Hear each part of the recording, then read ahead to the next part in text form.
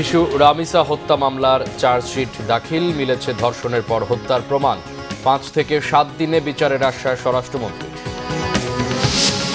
শুধু নীতিতে নয়, উন্নয়নের প্রতিফলন ঘটবে বাস্তব কর্মকাণ্ডেও বলেছেন প্রধানমন্ত্রী। পশুর হাট ও কোরবানির বর্জ্য 12 ঘন্টার মধ্যে পরিষ্কারের নির্দেশ। ঢাকা ছাড়ছে মানুষ, ট্রেনে শিডিউল বিপর্যয়, টিকিট বিড়ম্বনা। ফরিদপুরে বাস অ্যাম্বুলেন্স সংঘর্ষে 5 জনের মৃত্যু, টাঙ্গাইলে নিহত 3 শিক্ষার্থী। দেখছিলেন গ্রাউন্ড সিমেন্ট সংবাদ শিরোনাম, এবার বিস্তারিত সংবাদ। রাজধানীর পল্লবীতে মিল্লাত ক্যাম্পের কাছে বাসার ভেতর 2য় শ্রেণীর ছাত্রী রামিসাকে ধর্ষণ ও হত্যার ঘটনায় সোহেল ও তার স্ত্রী স্বপ্নাকে অভিযুক্ত করে গতকাল আদালতে চার্জশিট দাখিল করেছে পল্লবী থানা police. Forensic report, crime analysis report ও ময়না তদন্ত রিপোর্ট ছাড়াও চার্জশিটে সংযুক্ত করা হয়েছে ভিকটিম ও আসামির পরিধেয় কাপড় চোপড়। শিশু রামিসা ধর্ষণ ও হত্যা মামলায় সোহেল রানা ও তার স্ত্রীর বিরুদ্ধে অভিযোগ গঠন করা হবে কিনা আদালত সেই সিদ্ধান্ত নেবে 1 জুন। এদিকে আসামি পক্ষে রাষ্ট্রীয় খরচে মামলা পরিচালনার জন্য আইনজীবী নিয়োগ দেওয়া হয়েছে। রাজধানীর পল্লবীতে 8 বছরের শিশু রামিসাকে ধর্ষণের পর হত্যা নাড়িয়ে দেয় পুরো দেশকে। দ্রুত বিচারের দাবিতে ফুঁসে ওঠে সর্বস্তরের মানুষ। ধর্ষণ হত্যার 5 দিনের মাথায় রোববার আদালতে অভিযোগপত্র জমা দেন মামলার তদন্ত কর্মকর্তা। ধর্ষণের পর অপরাধ লুকাতে হত্যার লৌমহর্ষক বর্ণনা উঠে আসে অভিযোগপত্রে। সোহেল রানাকে হত্যা, ধর্ষণ এবং তার স্ত্রী স্বপ্না আক্তারকে অপরাধের সহযোগী হিসেবে অভিযুক্ত করা হয়। চার্জশিট দাখিল করার পর সেটা বিচারের জন্য প্রথম এটা সিএমএম আদালতে দাখিল করা হয়।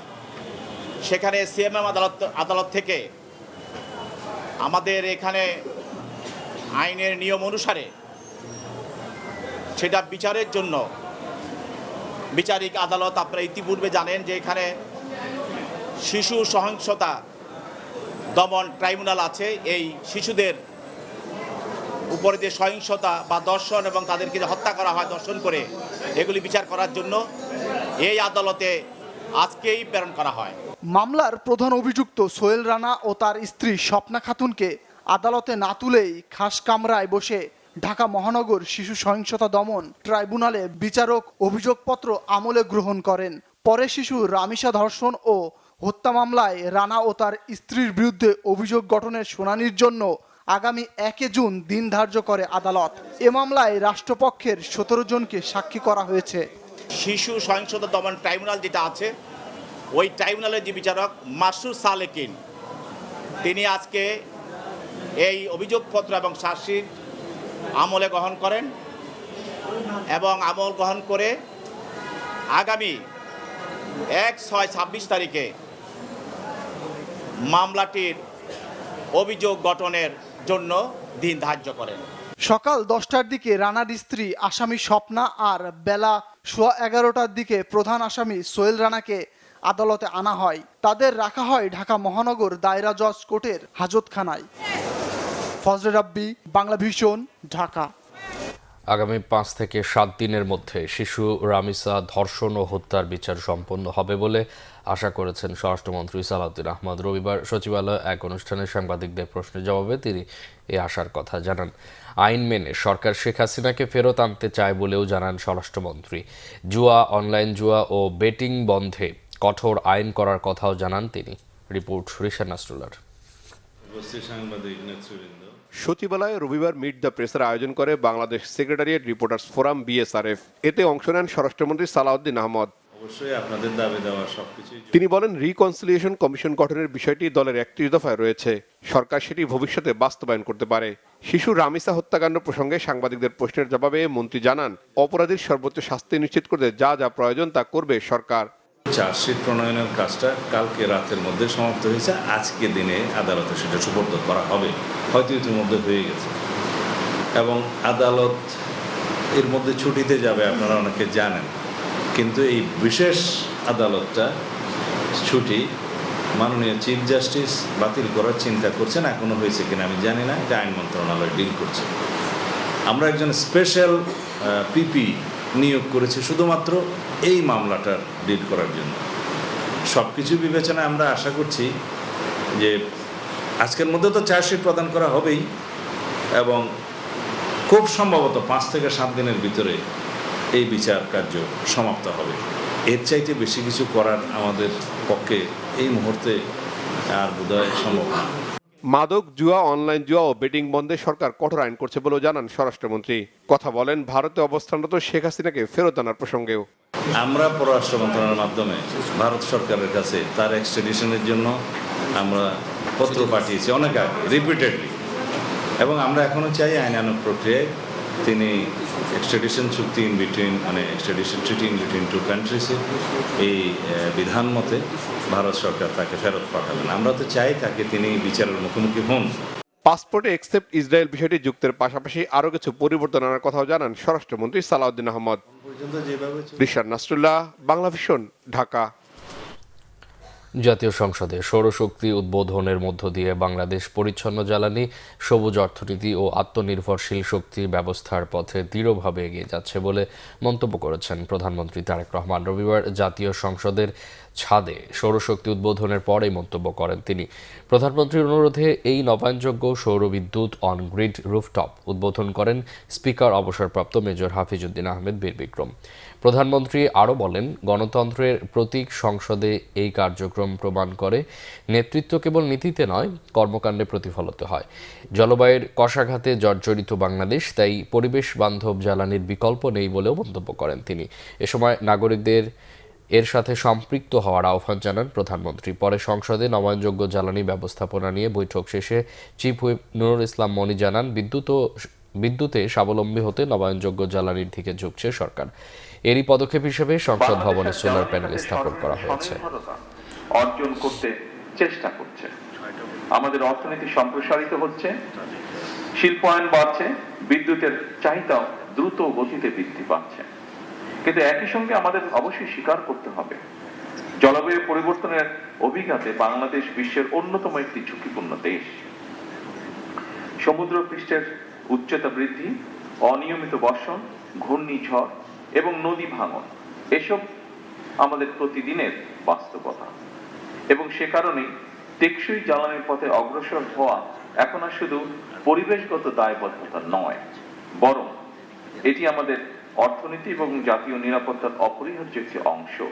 আমাদের বাংলাদেশে প্রতিদিন গড়ে প্রতি বর্গ কিলোমিটারে 4.5 থেকে 5 কিলোওয়াট ঘন্টা সৌর বিকিরণ পায়। আমাদের অসংখ্য ছাদ, শিল্প এলাকা, খোলা জমি এবং উপকূলীয় অঞ্চল নবায়নযোগ্য জ্বালানির বিশাল সম্ভাবনার ধারণ করে আছে। গত 1 দশকে বিশ্বব্যাপী সৌর বিদ্যুতের উৎপাদন ব্যাপকভাবে হ্রাস পেয়েছে। ফলে সৌরশক্তি এখন কেবল পরিবেশ বান্ধব নয়, অর্থনৈতিকভাবে অত্যন্ত কার্যকর একটি সমাধান। আজকের এই প্রকল্প সেই বৃহত্তর যাত্রারই অংশ একটি। রাজধানীর সড়ক ব্যবহার না করেই দেশের উত্তরাঞ্চল থেকে দক্ষিণাঞ্চলে যাতায়াতে গাবতলী থেকে পোস্তা সড়ক ব্যবহার উপযোগী করতে নির্দেশ দিয়েছেন প্রধানমন্ত্রী তারেক রহমান। একই সাথে পশুর হাট ও কোরবানির বর্জ্য 12 ঘন্টার মধ্যেই পরিষ্কার করার নির্দেশও দেন তিনি। সিগন্যালিং সিস্টেম নিয়ে সচিবালয়ে প্রধানমন্ত্রী তারেক রহমানের সঙ্গে বৈঠকের পর ঢাকা দক্ষিণ সিটি কর্পোরেশনের প্রশাসক মোহাম্মদ আব্দুস সালাম এই তথ্য জানান।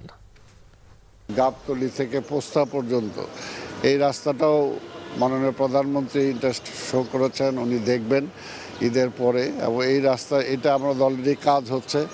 যদি এই রাস্তাটাও আমরা দ্রুত করতে পারি তাহলে সাউথ বেঙ্গলের গাড়িগুলো যেগুলো নর্থ বেঙ্গলে যাবে সেগুলো আর যাত্রাবাড়ি ক্রসিংয়ে যাওয়া দরকার পড়বে না, সেগুলো পোস্তা থেকে সদরঘাট হয়ে সোজা গাবতলী চলে যাবে। উনি এর আগেও আমাদের নির্দেশ দিয়েছেন যে ঢাকা শহরের বর্জ্য যাতে 12 ঘন্টার মধ্যে পরিষ্কার করা যায়, সেটার জন্য আমরা সেই ব্যবস্থা নিচ্ছি, এবং হাটগুলোর ঠিক মতো যাতে চলে সেটা যতটুকুই করা যায়। এই ব্যাপারে আমরা কোথাও যদি কোনো ব্যত্যয় ঘটে তাহলে আমরা পুলিশকে বলেছি, তারা সেখানে ব্যবস্থা গ্রহণ করবে। আমরা চাই ক্রেতা বিক্রেতা সবাই যাতে ফ্যাসিলিটিস পায় এবং কোথাও যাতে কোনো অসুবিধা না হয়। প্রধানমন্ত্রী তারেক রহমানের সঙ্গে সৌজন্য সাক্ষাৎ করেছে পক্ষঘাতগ্রস্তদের পুনর্বাসন কেন্দ্র সিআরপির একটি প্রতিনিধি দল। রবিবার সচিবালয় প্রধানমন্ত্রীর কার্যালয়ে তাদের এই সাক্ষাৎ হয়। সাক্ষাতে পক্ষাঘাতগ্রস্তদের পুনর্বাসন কার্যক্রম নিয়ে আলোচনা হয়। সিআরপি কর্মকর্তারা তাদের চলমান কার্যক্রম, চিকিৎসা ও পুনর্বাসন সেবার বিভিন্ন দিক প্রধানমন্ত্রীকে অবহিত করেন। এ সময় সিআরপির প্রতিষ্ঠাতা trustee doctor Valerie A Taylor, ট্রাস্টির নির্বাহী পরিচালক doctor Mohammad Sohrab Hossain, trustee chairman Mohammad Saidur Rahman ও ট্রাস্টি মুশতাক আহমেদ সহ প্রতিষ্ঠানের ঊর্ধ্বতন কর্মকর্তারা উপস্থিত ছিলেন। প্রধানমন্ত্রী তারেক রহমানের সাথে বিদায়ী সাক্ষাৎ করেছেন ঢাকায় নিযুক্ত ভারতের হাইকমিশনার প্রণয় ফারবা। রবিবার বিকেলে সচিবালয়ে প্রধানমন্ত্রীর কার্যালয়ে এই সাক্ষাৎ অনুষ্ঠিত হয়। এ সময় দু দেশের স্বার্থ সংশ্লিষ্ট নানা ইস্যুতে আলোচনা হয় তাদের মধ্যে। সৌজন্য সাক্ষাতে পররাষ্ট্রমন্ত্রী ডক্টর খলিলুর রহমান উপস্থিত ছিলেন। বাংলাদেশে প্রায় 4 বছরের দায়িত্ব পালন শেষে প্রণয় ফারমাকে বেলজিয়াম ও ইউরোপীয় ইউনিয়নে ভারতের পরবর্তী রাষ্ট্রদূত হিসেবে নিয়োগ দিয়েছে দেশটির সরকার। প্রিয়জনদের সাথে ঈদ আনন্দ ভাগাভাগি করতে ঢাকা ছাড়ছে ঘরমুখো মানুষ। কমলাপুর রেল স্টেশনে রবিবার ভোর থেকেই স্বাভাবিক সময়ের চেয়ে তুলনামূলক বেশি ভিড় ছিল ঘরমুখো মানুষের। সকাল থেকে সারাদিন দেশের বিভিন্ন গন্তব্যের উদ্দেশ্যে ছেড়ে যায় ট্রেন। যাত্রীদের নিরাপত্তায় সব ধরনের ব্যবস্থা নেওয়া হয়েছে বলে জানিয়েছেন রেল কর্তৃপক্ষ। তবে যাত্রীরা অভিযোগ করেছেন অনলাইনে টিকিট পেতে বিড়ম্বনায় পড়তে হচ্ছে। সার্ভার ডাউন থাকার কথাও জানান তারা। এদিকে নীলসাগর ও পারাবাত এক্সপ্রেসের শিডিউলে সামান্য বিপর্যয়ে ভোগান্তিতে পড়তে হয় যাত্রীদের। ঈদ সামনে রেখে ট্রেনের বড় ধরনের শিডিউল বিপর্যয় যাতে না হয় সেই লক্ষ্যে রেলপথ মন্ত্রণালয় কাজ করছে বলে জানিয়েছেন রেলপথ মন্ত্রী শেখ রবিউল আলম। পরিস্থিতি সামাল দিতে রবিবার থেকে 10টি বিশেষ ট্রেন চালুর তথ্য জানিয়েছেন তিনি। রবিবার কমলাপুর রেল স্টেশন পরিদর্শনে গিয়ে সাংবাদিকদের এই তথ্য জানান রেলপথ মন্ত্রী। ট্রেনের সম্ভবত একটু ডিলে হয়েছে।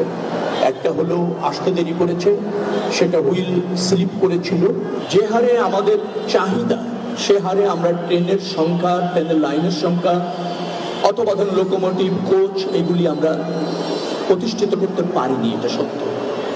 তো যে সমস্ত জায়গায় ঝুঁকি আছে, দুর্ঘটনা ঘটতে পারে, ডিরেল হয়ে যেতে পারে, সেই সব জায়গা চিহ্নিত করে এবার আমরা বিশেষ ব্যবস্থা ঈদের আগে নিয়েছি। এটা চলমান আছে এবং সবসময় সতর্ক আমরা আছি। আশা করছি যে এখনকার ট্রেন লাইনের যে অবস্থা, তাতে আশা করছি কোনো বড় বিপর্যয় ইনশাল্লাহ হবে না। ঢাকার বিশেষায়িত হাসপাতালে ঝুঁকিপূর্ণ রোগীর চাপ কমাতে দেশের উপজেলা স্বাস্থ্য কমপ্লেক্সগুলোতে হাম আক্রান্ত রোগীদের প্রাথমিক পর্যায়ে শনাক্তকরণ, 8 দিন আলাদা রাখা ও অক্সিজেন সেবা পৌঁছে দিতে পারলে হামে মৃত্যু দ্রুত কমিয়ে আনা সম্ভব বলে জানিয়েছেন জনস্বাস্থ্য বিশেষজ্ঞরা। এদিকে হাম ও উপসর্গে মৃত্যু হয়েছে আরও 16 শিশুর। একদিনে হামে সর্বোচ্চ মৃত্যু হয়েছে 24 ঘন্টায়। নতুন করে আক্রান্ত 1434 শিশু। মোবাশের আহমেদের রিপোর্ট। হামে মৃত্যু ছাড়িয়েছে 500। সেই হিসেবে এখন পর্যন্ত প্রতিদিন গড়ে 7 জনের মৃত্যু হচ্ছে। প্রতি মাসেও বাড়ছে মৃত্যুর সংখ্যা। লক্ষ্যমাত্রার চেয়ে বেশি টিকা দেওয়া হলেও মৃত্যুর মিছিল থামছেই না। ঢাকার হাসপাতালগুলোতেও কমছে না হাম আক্রান্ত রোগীর সংখ্যাও। জনস্বাস্থ্য বিশেষজ্ঞরা বলছেন, শহরের বিশেষায়িত হাসপাতাল কেন্দ্রিক হামের চিকিৎসা না করে তা পৌঁছে দিতে হবে দেশের উপজেলা ও প্রান্তিক পর্যায়ে। সোজা ঢাকাতে যায়, কারণ ওখানে জেলা পর্যায়ে বলবে যে আমাদের তো ভেন্টিলেটর নেই, আপনি ঢাকা চলে যান। তাই সময় নষ্ট না করে সে ওই গ্রাম থেকে বা ওই শহর থেকে সোজা ঢাকায় আসে, বা ঢাকা শহরের যে নিম্ন আয়ের এলাকা তারা কাছাকাছি কোনো হাসপাতালে না গিয়ে সোজা শিশু হাসপাতাল বা সংক্রামক ব্যাধি হাসপাতালে যাচ্ছে। এই যে রোগীর যে ছুটে আসা, এটাকে যদি আমি নিয়ন্ত্রণ না করি তৃণমূল পর্যায়ে, এই দুর্যোগ কিন্তু আরও অনেক দিন থাকার আশঙ্কা আছে। হাম হয়তো কমে যাবে, কিন্তু ইতিমধ্যেই যারা হাজার হাজার শিশু হামে আক্রান্ত হয়ে গেছে, তাদের যদি ব্যবস্থাপনা এভাবে বিকেন্দ্রীকৃতভাবে না করি, তাহলে আমাদের এই মৃত্যুর মিছিল কিন্তু আরও অনেক দিন দেখতে হবে। এখনও হামের ভাইরাস তার স্থিতিশীল বৈশিষ্ট্যের পরিবর্তন করেনি জানিয়ে বর্তমান বিশেষ পরিস্থিতি বিবেচনায় প্রান্তিক মানুষের দোরগোড়ায় টিকা পৌঁছে দেওয়ার আহ্বানও জানান এই জনস্বাস্থ্য বিশেষজ্ঞ। বাংলাদেশের মতো মৃত্যুর সংখ্যা এবং মৃত্যুর হার পৃথিবীর কোনো দেশেই হয়নি। এটা আমাদের স্বাস্থ্য ব্যবস্থার একটা গুরুতর ত্রুটি। চিকিৎসা ব্যবস্থার যে প্রচণ্ড চূড়ান্ত কেন্দ্রীভবন, আমাদের সবার নজর হচ্ছে আইসিইউর দিকে। এ ধরনের তৃতীয় পর্যায়ের যে বিশেষায়িত হাসপাতালের যন্ত্রপাতি এবং তৃতীয় পর্যায়ের হাসপাতালে যারা কাজ করেন সর্বোচ্চ ডিগ্রিপ্রাপ্ত ডাক্তারদের প্রতি, কিন্তু তারা হচ্ছে সবচেয়ে জটিল রোগের চিকিৎসা করবে। কিন্তু প্রাথমিকভাবে চিকিৎসা যদি ব্যবস্থা না রাখি, মাধ্যমিক পর্যায়ে চিকিৎসা না রাখি, সবাই যদি আমরা তৃতীয় পর্যায়ের হাসপাতালে যাই, কখনোই কোনো দেশে আপনার এই ধরনের মানে মহামারী, এটা অনেকে বলছেন মনুষ্য সৃষ্ট মহামারী বাংলাদেশে আমরা যেটা ঠেকাতে পারি, এই মহামারী মোকাবেলা করা সম্ভব না যদি আমরা শুধুমাত্র তৃতীয় পর্যায়ের হাসপাতালের উপরে আমাদের সকল মনোযোগ কেন্দ্রীভূত। জ্বর ঠান্ডা কাশি দেখা দিলেই অবহেলা না করার আহ্বানও জানান জনস্বাস্থ্য বিশেষজ্ঞরা। মোবাশ্বের আহমেদ, বাংলা ভিশন, ঢাকা। তথ্য কর্মকর্তাদের আধুনিক ডিজিটাল সক্ষমতা অর্জনের আহ্বান জানিয়েছেন তথ্য ও সম্প্রচার মন্ত্রী জহিরুদ্দিন স্বপন। বিভিন্ন মন্ত্রণালয়ের জনসংযোগ কর্মকর্তা এবং তথ্য অধিদপ্তরের কর্মকর্তাদের জন্য নির্বাচন ইশতেহার বাস্তবায়ন ও কর্মপরিকল্পনা প্রশিক্ষণ কর্মশালায় মন্ত্রী রবিবার এই আহ্বান জানান। তথ্য ও সম্প্রচার মন্ত্রী বলেন, বর্তমান সময়ে তথ্যই সবচেয়ে বড় শক্তি। তিনি বলেন, তথ্য ব্যবস্থাপনা ও জনসংযোগ কার্যক্রমকে সময়োপযোগী ও ডিজিটাল বাস্তবতার সঙ্গে সামঞ্জস্যপূর্ণ করা না গেলে রাষ্ট্র পিছিয়ে পড়বে। রাষ্ট্রের জনসংযোগ কার্যক্রম আরও কার্যকর ও সুসংগঠিত করতে সমন্বিত ও সমান্তরাল গতিতে কাজ করতে হবে। তিনি বলেন, ব্যক্তিগত সৃজনশীলতা, দক্ষতা ও সক্ষমতাকে সমন্বিত করতে পারলেই ইতিবাচক ফল পাওয়া যাবে। মন্ত্রী জানান, তথ্য ক্যাডার, জনসংযোগ কর্মকর্তা এবং জেলা তথ্য কর্মকর্তাদের জন্য সময়োপযোগী কারিকুলাম ও সক্ষমতা উন্নয়ন প্রশিক্ষণ চালুর বিষয়ে সরকার কাজ করছে। সংবাদ শেষ করব ক্রাউন সিমেন্ট শিরোনামগুলো আরেকবার জানিয়ে। শিশু রামিসা হত্যা মামলার চার্জশিট দাখিল, মিলেছে ধর্ষণের পর হত্যার প্রমাণ। 5 থেকে 7 দিনে বিচারের আশ্বাস স্বরাষ্ট্রমন্ত্রী। শুধু নীতিতে নয়, উন্নয়নের প্রতিফলন ঘটবে বাস্তব কর্মকাণ্ডেও, বলেছেন প্রধানমন্ত্রী। পশুর হাট ও কোরবানির বর্জ্য 12 ঘন্টার মধ্যে পরিষ্কারের নির্দেশ। ঢাকা ছাড়ছে মানুষ, ট্রেনে শিডিউল বিপর্যয়, টিকিট বিড়ম্বনা। ফরিদপুরে বাস অ্যাম্বুলেন্স সংঘর্ষে 5 জনের মৃত্যু, টাঙ্গাইলে নিহত 3 শিক্ষার্থী। এই ছিল এখনকার মতো। পরে সংবাদ সকাল 10টায়, এর আগে 9টা রয়েছে নিউজ টপ 10 দেখার আমন্ত্রণ রইল। এছাড়া বাংলা ভিশন সংবাদ ও সংবাদ সংশ্লিষ্ট অনুষ্ঠান দেখতে ভিজিট করুন www.bfinews24.com ও facebook.com/banglavisionnews এবং সাবস্ক্রাইব করুন youtube.com/banglavisionnews। এতক্ষণ সাথে থাকায় অসংখ্য ধন্যবাদ।